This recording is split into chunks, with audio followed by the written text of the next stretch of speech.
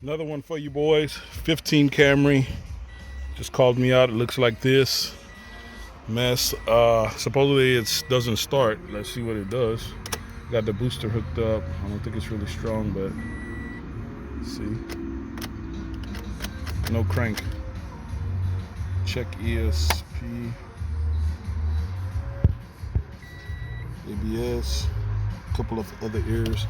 So at this moment we got a no crank, no start. Okay, let's see what codes we get. Okay, first thing, guys, want to look at this map here. Seems like the OBD port is not working. Let me try to get this to focus, man. Yeah, okay, so looks like it's gonna be this fuse here. So let me pull that out. Checking here, it appears I don't even have any power here at this box. Also, I noticed something when I went down here. Look at that. Suspicious, so we'll get to that later. Let's see what's going on. Gasolina, lo que sea. Okay, guys, I went ahead and tracked down the OBD fuse because I wasn't getting any power in any of the fuses in there. So I came out here. It basically terminates at this 120 amp alternator fuse, which is basically the first one right here. And I wasn't seeing any power there either. So I tracked it back down to, it goes to this screw right here.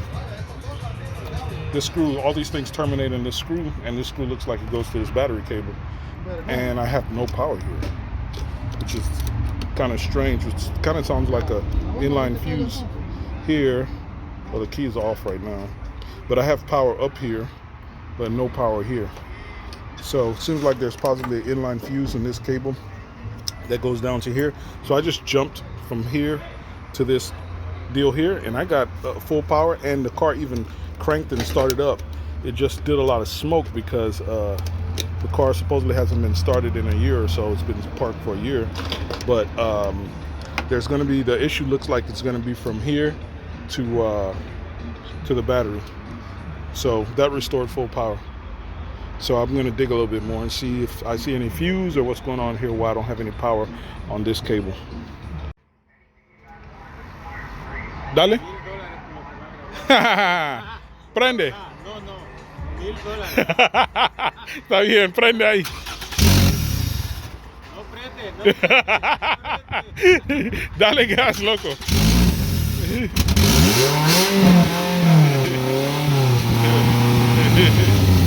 Looks like on the newer models they're not putting a screw in, so you remove this 10mm bolt and this whole thing pulls up. There's a little release, and then you can just pull the fuse box out. On the older ones, you see that there would literally be a screw here, so you have to take the whole box apart to actually get this fuse out.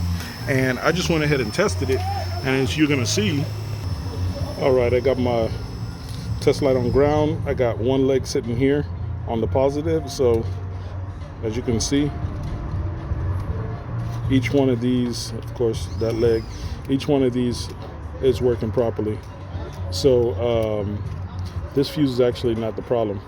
So the input should come from the bottom of these. So we should have power here. Guys, end of the whole discussion.